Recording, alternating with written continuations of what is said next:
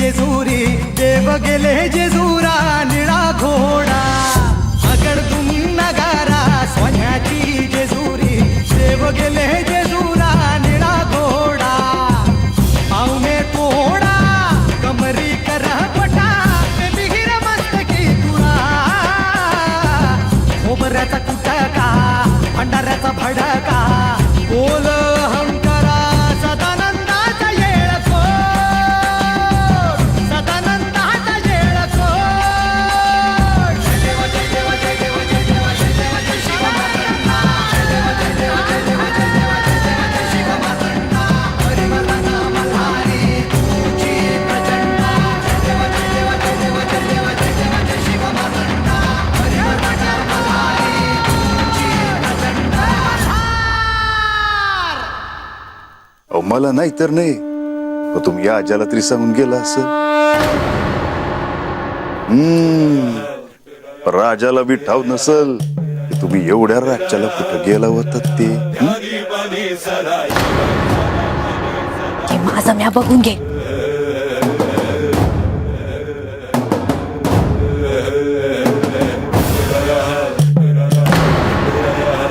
हात काढ मला आज जाऊ दे पण तुम्ही सांगितलं नाही मला एवढ्या राज्याला तुम्ही कुठे गेला होतात ते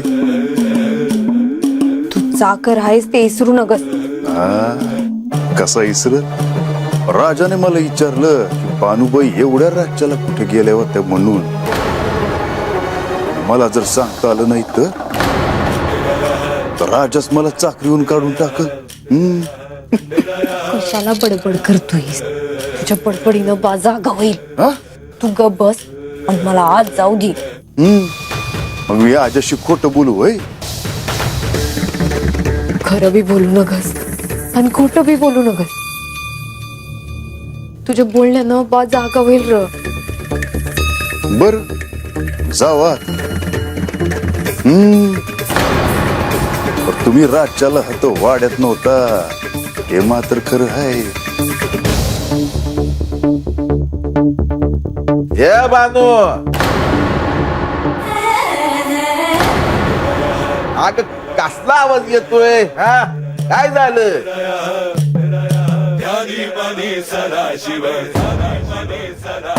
तुझ्या बोलण्यानं बाजा झाला तुला उद्या बघते मी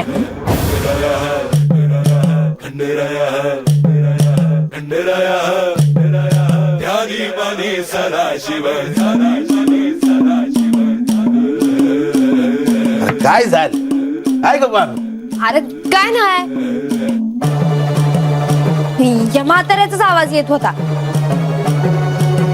काय रे खंडू काय झालं आजा अरे मी सांगतो काय झालं ते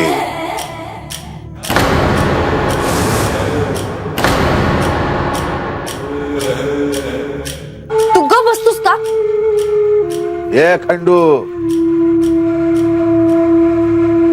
बानू काय झालं तर मला कळल का आजा अरे मला ताण लागली पण पाणी प्यायचं म्हणून मी उठलो अरे दार उघडलं आणि पाहतो तर काय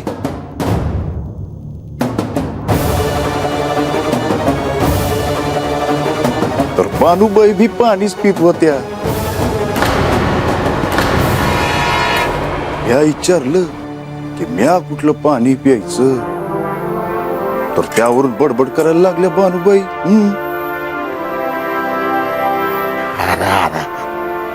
अरे लहान पोरावानी भांडणं होय झोपा आता हे बानू चल चला चल वय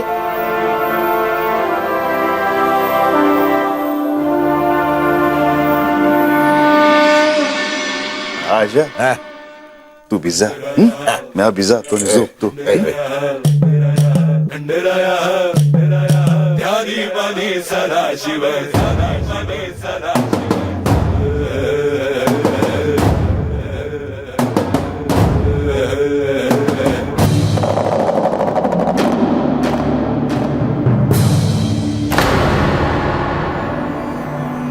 मल्हार नक्षत्र आबाळात दिसलं की तुम्ही भेटणार हे ठाऊक होतं. बानू, तुझी आणि माझी भेट झाली नाही असे तुला वाटते का? तुम्ही भेटलाच नाही. तुमच्याशी मन भरस्तवर बोलायचं होतं. तुम्हाला डोळं भरून बघायचं होतं. किती दिवस झालं तुम्हाला भेटून. तुम्ही कुठं हायसा, काय करतायसा? जीवाला निस्ता घोर लागून राहिलाय. बानू, मी तुझ्या जवळच आहे हे तुला जाणवत नाही का? मला असं वाटतंय की तुम्ही हातच कुठेतरी हायसा, पण मला का दिसना. हीच नियती आहे बानू. तुझी परीक्षा अजून संपलेली नाही. तुझीच काय, सगळ्यांचीच परीक्षा आहे, माझीही.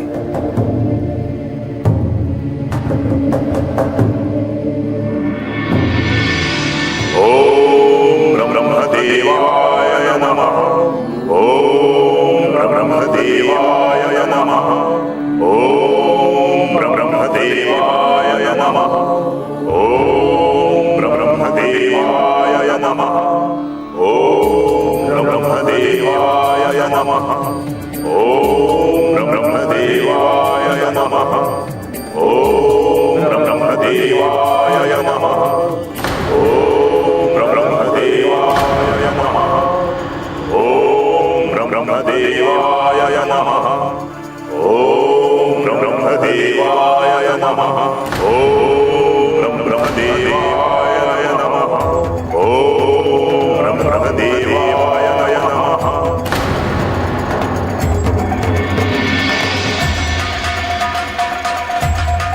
ही वेळ सावध राहण्याची आहे. देव जेजुरीत नाहीत. त्यात ह्या असुरांना जर ब्रह्मदेवांनी वरदान दिलं तर काय करायचं हा मोठा चिंतेचा विषय आहे. देव जेजुरीत नसताना जेजुरीवर संकट येऊ न देणं महत्वाचं.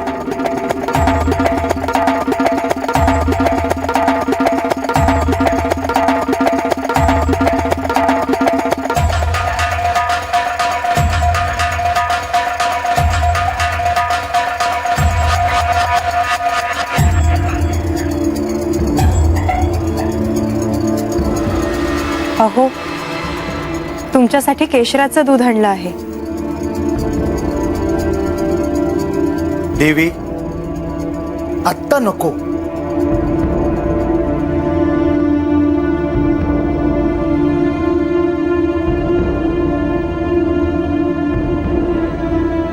काय झालं? आज सकाळी सकाळी एवढ्या चिंतेत का आहात?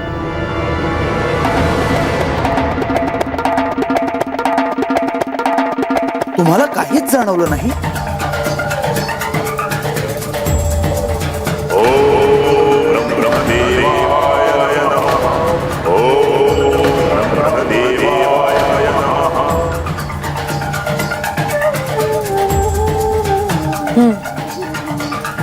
हे कारण आहे तर. तारकासुराचे हे 3 पुत्र एका पायावर उभे राहून अन्न पाणी त्याग करून गेली शेकडो वर्ष ब्रह्मदेवाची आराधना करत आहेत. आणि आता त्यांची तपस्या पूर्ण होण्याचे संकेतही मिळत आहेत. याचा अर्थ ब्रह्मदेवांसमोर धर्मसंकट उभं राहणार. मल्लासुराचा पुत्र कुंभ ह्याच्यापासून ही वार्ता आता लपून राहणार नाही. सगळे दैत्य पुन्हा एकत्र येणार.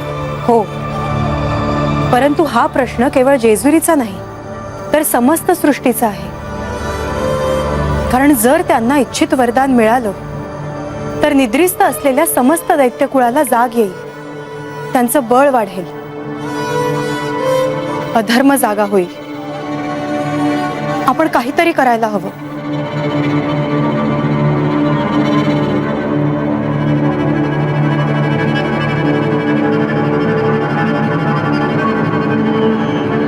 आपण ब्रह्मदेवांना भेटूया का?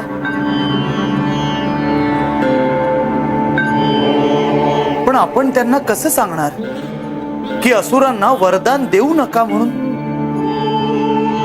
सृष्टीच्या नियमांप्रमाणे जर त्यांनी साधना केली आहे तर त्याचे फळ त्यांना मिळायलाच हवे. परंतु श्री खंडेराय वृद्ध झाले आहेत, ते जेजुरीत नाहीत आणि हे घडतंय. हा काही शुभ संकेत नाही.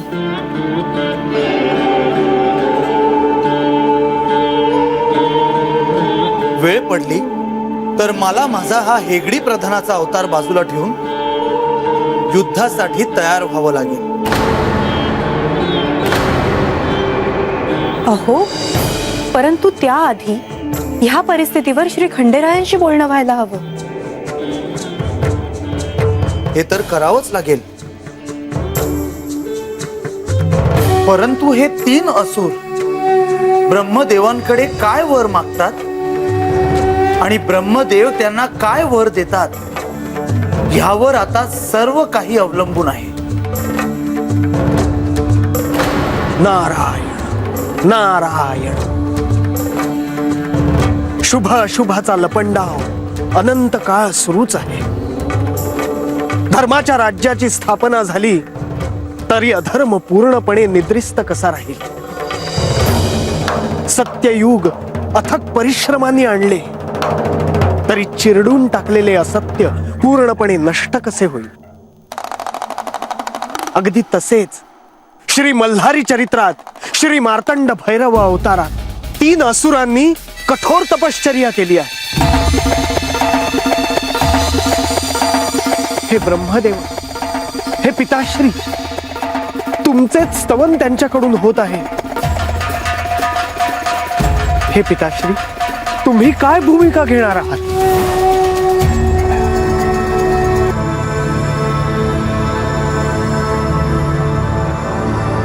नारदा, तुझी चिंता मी जाणतो आहे.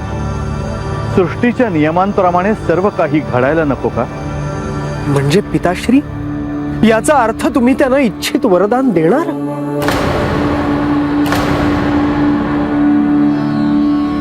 वरदान देणार, परंतु काय द्यायचे हे वेळ ठरवेल. पिताश्री, श्री खंडेराय वृद्ध झाले आहेत. हा शिवलीलेचाच एक भाग असला तरी ही वस्तुस्थिती आहे. श्री विष्णू हेगडी प्रधान म्हणून अत्यंत महत्वाचे दायित्व सांभाळत आहेत. पार्वती रूपी श्री म्हाळसा देवींना स्वतःच्या मूळ स्वरूपाचे स्मरण नाही. अशा वेळी असुरांच्या हाती सत्ता गेली तर.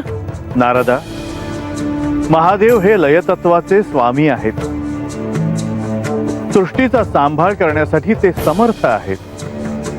चिंता नसावी. नारायण नारायण.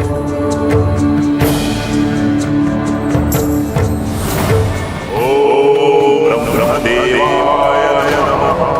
ओम ब्रह्मदेवाय नमः. विजुनमाळी, तारकाक्ष, वीर्यवान, डोळे उघडा.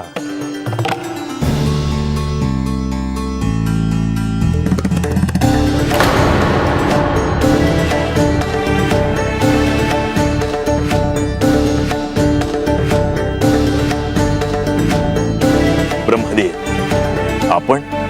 होय, तुमची कठोर तपश्चर्या पाहून मी प्रसन्न झालो आहे. तुम्हाला हवं असेल ते वरदान मागा. ब्रह्मदेव, आपण खरंच प्रसन्न आहात? हो, वरदान मागा. हे ब्रह्मदेव, आम्हा तिन्ही बंधूंना मृत्यू येऊ नये असा वरदान. अरे अजून एक बी सरपंच फोडलं नाही सोय. अरे मोप काम पडली आहेत अजून. होतील की समधी काम. तुम्ही कशा पायी काळजी करतायसा. नारायण नारायण.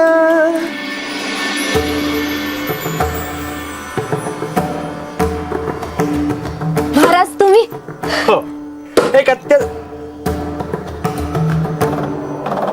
अरे दम धर ना जरा. महाराज बोला. एक अत्यंत महत्वाचे कार्य होते म्हणून आलो होतो. बसा की. सांगा काय काम करू. नाही, बसत नाही, लगेच जायचे आहे. हाच तुमच्याकडचा नवीन चाकर नाही का? वय काम कमीन बडबडच लय हाय त्याची. नारायण नारायण. बानू, आज मला तुझ्याकडून 101 शुभ्र फुलं हवी आहेत. वाटेत महादेवांचे एक पुरातन मंदिर आहे, तिथे ती फुलं वाहीन म्हणतो. जी फुलं आणतेस ना? जी चालल. आलेच म्या. बसा ना तुम्ही. हो. आलेच. नारायण नारायण. देवा, नाही, असा वर देण्यासाठी मी असमर्थ आहे. ते सृष्टीच्या नियमाच्या विरुद्ध आहे. पण आपण इच्छित वरदान मागायला सांगितले होते. दुसरं वरदान मागा. अंतराळात स्वर्ण, चांदी आणि तांब्याची 3 पुरं प्रस्थापित करण्याची अनुमती असते. आणि ही 3 पुरं एका कक्षेत येतील. तेव्हा ती नष्ट करण्याची स्थिती असेल आणि त्याच वेळी आमचा मृत्यू यावा.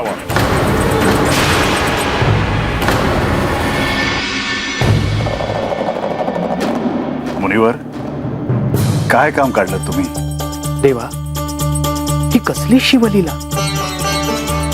ही काय अवस्था झाली आहे आपली? जिच्यासाठी आला तीच आपल्याला ओळखत नाही. मुनिवर, या मागेही काहीतरी कारण असेलच. असो, तुम्ही काय महत्वाचे काम घेऊन आलात? देवा, 3 असुर गेली शेकडो वर्षे कठोर तपश्चर्या करीत आहेत. श्री ब्रह्मदेवांना प्रसन्न करण्यासाठी त्यांनी आपली सारी शक्ती पणाला लावली आहे आणि तपश्चर्येचे फळही त्यांना मिळाले आहे. पण मुनिवर, तुम्ही हे मला का सांगता आहात? देवा, आपणाला नाही सांगणार तर कोणाला सांगणार? सुवर्ण, चांदी आणि तांब्याची 3 पुरं जर अंतराळात तयार झाली तर सगळ्या ग्रह नक्षत्र ताऱ्यांचे चक्र बिघडून जाईल. पृथ्वीचाही विनाश होईल.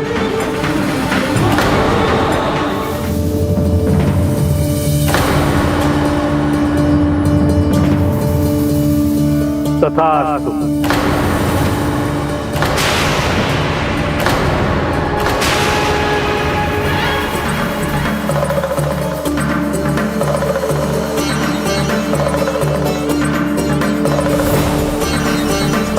आता आपण मृत्यूलाही जिंकला आहे.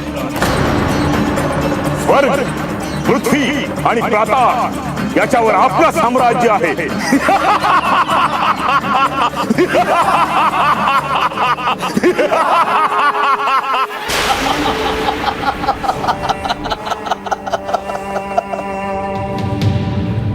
आज माझा आनंद कोणाला सांगू आणि कोणाला नको असं झालंय मला. ज्या दिवसाची मी आतुरतेने वाट पाहत होतो तो दिवस आज उजाडला. ज्या खंडोबाने माझ्या वडिलांचा वध केला त्याला नमवण्यासाठी आज मला सहाय्य मिळणार आहे.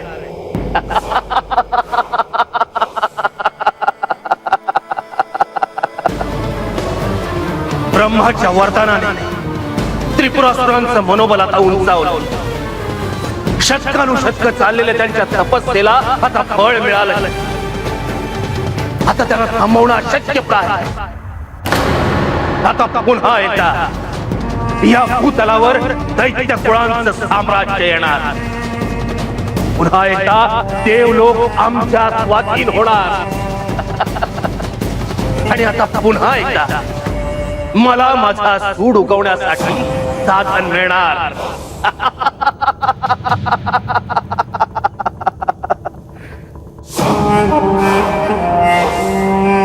आचार्य, कुठे आहात तुम्ही?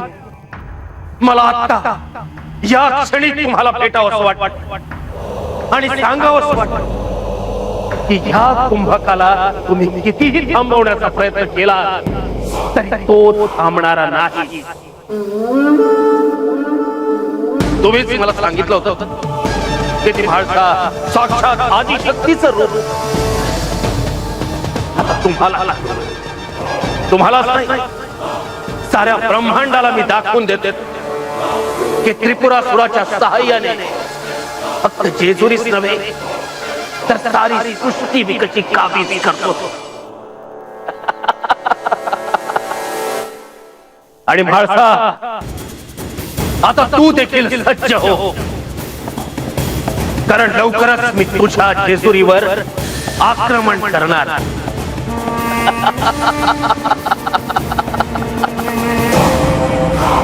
देवा, यातून काहीतरी मार्ग काढायला हवा.